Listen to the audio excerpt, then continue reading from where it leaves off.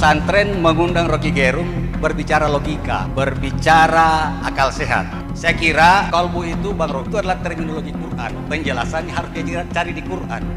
Dia tidak sama dengan akal sehat versi Rocky Gerung seperti yang saya baca selama. Saya sebutkan, memang betul saya sebutkan itu. Saya terangkan ya. Agama memang tiba pada mereka yang dungu. Pak Zainal, tenang dulu Pak Zainal. Agama Islam tiba. Oke, saya terangkan realitasnya ya. Realitasnya Nabi Muhammad membawa Islam pada kaum jahiliyah. Pak Zainal, silakan duduk dulu.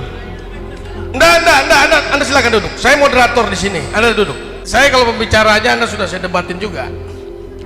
Soal Rocky tidak cocok Anda di pesantren karena ini bicara akal sehat, sementara pesantren tidak bicara tentang akal sehat.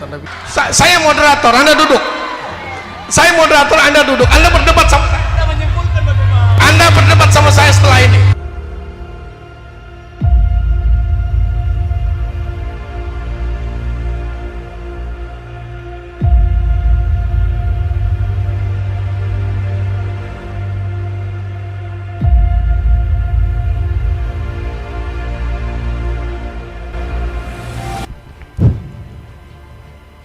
Bismillahirrahmanirrahim. Assalamualaikum warahmatullahi wabarakatuh. Kawan-kawan sekalian, saya bahagia sekali nih ketemu Bang Rocky malam ini karena sudah lama saya mengikuti berbagai ceramah beliau di YouTube ya, dan berbagai kasus. Nama saya Zainal. Saya sebenarnya tadi sore baru tahu ada acara di sini, justru diberitahu anak saya yang kuliah di Jogja. Kemudian oleh kawan-kawan lewat WA tadi. Jadi saya tertarik karena saya melihat banyak keanehan. Keanehan pertama itu adalah pesantren mengundang Rocky Gerung berbicara logika, berbicara akal sehat. Tadi Bung Rocky menyampaikan beberapa terminologi, ada akal sehat, ada kolbu, ada dan sebagainya. Saya kira kolbu itu, Bang Rocky, itu adalah terminologi Quran. Dan konsistensi logikanya, penjelasannya harus dia cari di Quran. Dia tidak sama dengan akal sehat versi Rocky Gerung seperti yang saya baca selama ini. Kolbu, kalau kita bicara Al-Quran, itu hasilnya adalah ulul albab, yang berbeda dengan rasionalisnya Bung Rocky Gerung, yang menurut saya lebih dekat ke Descartes kalau saya lihat. Satu. Keanehan yang kedua soal pada tema. Saya tidak tahu siapa yang membuat tema ini. Bagaimana kita bicara akal sehat kaitannya dengan pilkada. Bagi saya itu dua terminologi yang kontradiksi intermedis. Saya tidak pernah melihat ada realitas pemilu yang rasional, nggak ada. Di mana? Di planet bumi ini tidak pernah ada pemilu yang rasional. Mau pilkada, mau pilpres di Amerika sekalipun, nggak ada. Karena saya kira memang momen seperti pilkada adalah momen yang paling potensial menyebabkan orang kehilangan rasionalitas. Soal etika saya juga bingung kalau kita mau berbicara etika, sebab sejak kapan moralitas terwadahi dalam politik Indonesia? Saya belum melihat itu. Itu yang kedua. Dari sini saya coba agak sedikit melebar kaitannya dengan pemilu dan demokrasi, seperti yang saya coba mereview apa yang Bung Rocky pernah sering sampaikan dalam berbagai ceramah di kanal YouTube. Saya pernah mengikuti, mendengarkan ceramah Bung Rocky di satu kelas filsafat, membahas tema tentang agama dan demokrasi. Saya ingat waktu itu dan saya menulis tentang itu. Bung Rocky mengatakan bahwa demokrasi itu adalah permainan orang-orang pintar, sementara agama itu adalah permainan orang-orang, diperuntukkan untuk orang-orang bodoh. Kenapa? Karena agama itu mencari kebenaran ke belakang, sementara demokrasi itu kebenaran ke depan dengan argumentasi yang contestable. Sementara agama itu bentuk primitifisasi. Bahkan Bung Rocky mengatakan bahwa agama itu adalah being yang gagal berevolusi. Jadi ini sekaligus menegaskan tadi soal akal sehat dengan kolbu itu beda. Itu satu. Jadi saya kira itu juga bagi saya problem epistemologi juga. Karena apa? Demokrasi itu sendiri dibangun dari satu asumsi yang sesat sebenarnya. Demokrasi mengandaikan semua orang paham apa yang terbaik bagi dirinya sehingga diberi otonomi untuk menentukan pilihan sendiri. Di mana realitasnya? Itu nggak ada. Bung Rocky ini kan orang yang paling sering mendungu-dungukan orang. Artinya kedunguan itu realitas. Terus bagaimana kita bisa rasionalisme pada demokrasi? Itu nggak mungkin bagi saya. Saya kira itu tadi yang saya ingin sampaikan. Saya kira memang tadi saya tegaskan kembali bahwa antara pesantren dengan Bung Rocky itu saya anggap aneh karena punya lompatan paradigmatik yang sangat jauh sebenarnya. Orang-orang pesantren ini percaya bahwa penggerak perubahan itu adalah ruh. Sementara Bung Rocky mendalilkan perubahan itu justru pada pola-pola produksi dan distribusi. Jadi bagi saya itu memiliki lompatan, ini keanehan. Ini keanehan yang ketiga. Satu kali lagi, terakhir. Saya kira Bung Rocky juga keliru membangun logika tentang income per kapita. Saya kira Bung Rocky tidak cukup paham soal itu. Income per kapita tertinggi di Asia Tenggara ini adalah Brunei Darussalam, tetapi dia negara yang paling miskin. Sementara soal utang, sementara utang yang terbanyak itu kalau kita bandingkan dengan PDB itu justru adalah pada Singapura itu lebih dari 100% dari PDB-nya. Saya kira itu saja yang saya sampaikan. Saya kira sebentar ya, kita dialog akal sehat ya. Ya. Oke. Pak Zainal dari mana, Pak? Saya misionaris Kahmi. Alumni. Oke, terima kasih. Ada dosen baru. Saya mulai menerangkan ulang ya, yang dari belakang yang terakhir. Saya tidak membandingkan Singapura dengan Indonesia. Saya bandingkan Malaysia dengan Indonesia.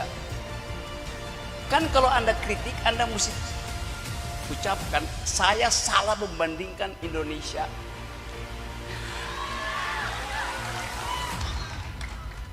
Gini, saya terangin ya. Kan konteksnya saya bilang yang akan bersaing bonus demografi Indonesia dan Malaysia. Oleh karena itu saya pakai data Indonesia dan Malaysia. Kecuali Anda bilang bahwa Pak Rocky salah karena pendapatan per kapita Malaysia itu adalah 17.000. Tidak, tetap 13.000. Tapi kan Brunei 17, saya nggak bicara Brunei, saya bicara Malaysia.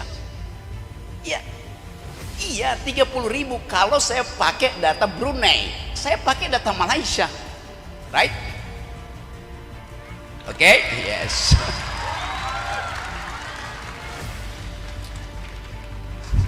Satu hal itu. Yang kedua soal apa tadi? Apa?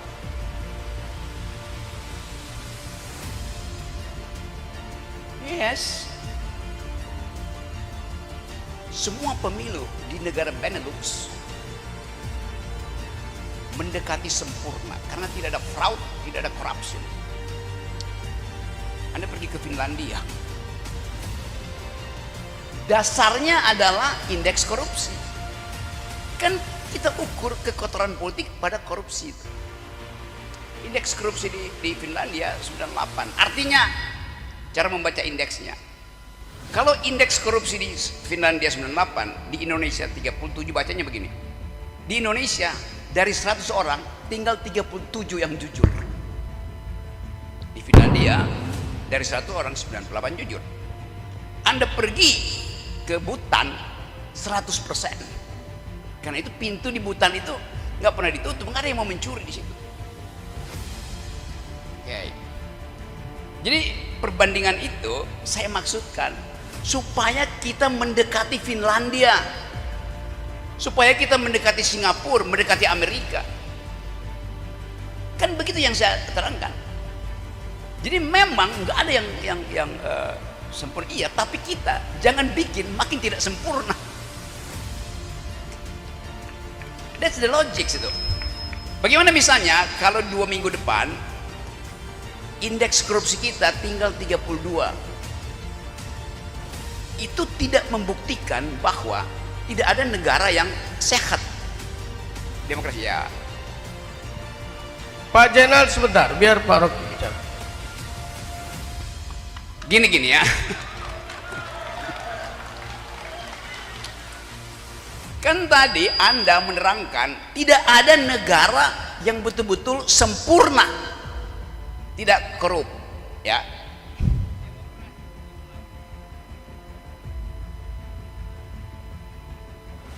Oke, saya terangkan pelan-pelan ya. Pertama kali kita belajar demokrasi dari Republik Athena. Oke. Bagaimana demokrasi di Athena dilakukan? Perhatikan ya. Di situ tidak ada kompetisi. Di Athena, anggota DPR itu diundi.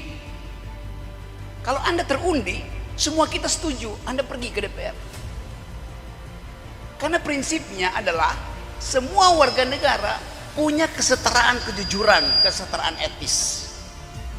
Jadi dari awal demokrasi justru mengandalkan kejujuran manusia. Salah data Anda.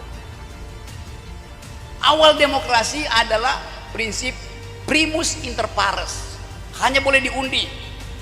Kalau saya malas pergi jadi anggota DPR, diundi aja tuh, dia yang terpilih, saya percaya dia akan mewakili saya. Kalau you terundi, semua kita percaya you akan mewakili kita.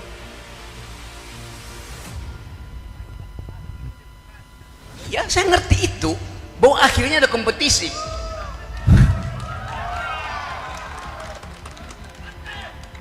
Tetapi genealogi dari demokrasi adalah asumsi bahwa semua orang jujur. Ada ketidakjujuran, deception. Ya memang itu prinsip dalam demokrasi, bukan pemerintahan dari, oleh, dan untuk rakyat. Prinsip demokrasi di awal adalah the government of reason through the government by the people. Pemerintahan akal melalui pemerintahan orang. Itu dasarnya tuh.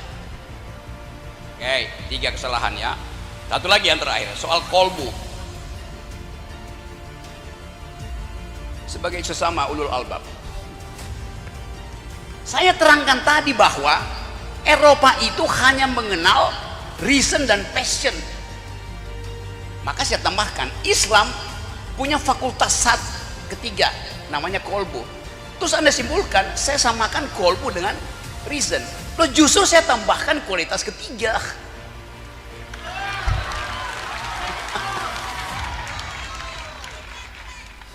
Itu maksudnya.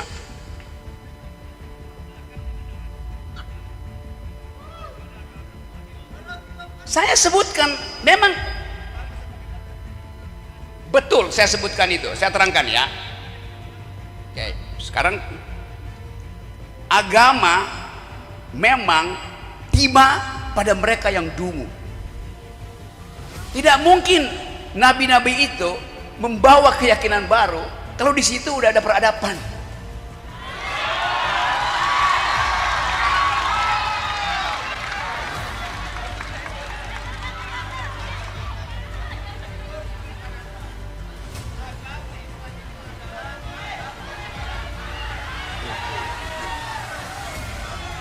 Pak Zainal, tenang dulu Pak Zainal. Agama Islam tiba.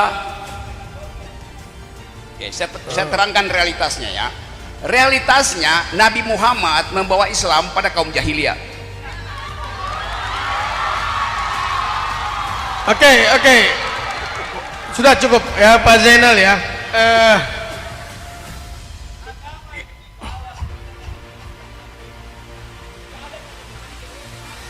Tidak. Pak Zainal silakan duduk dulu. Enggak, Anda silakan duduk. Saya moderator di sini. Anda duduk.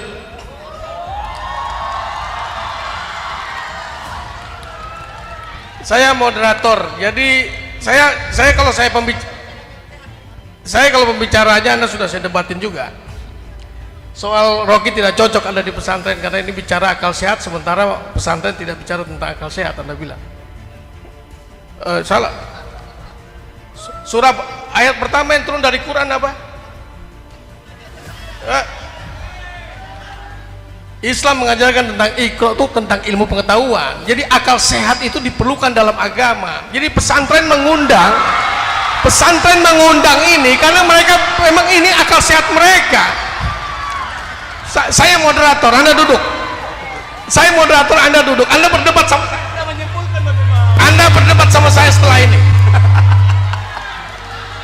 Di luar forum ini kita ketemu, kita berdebat.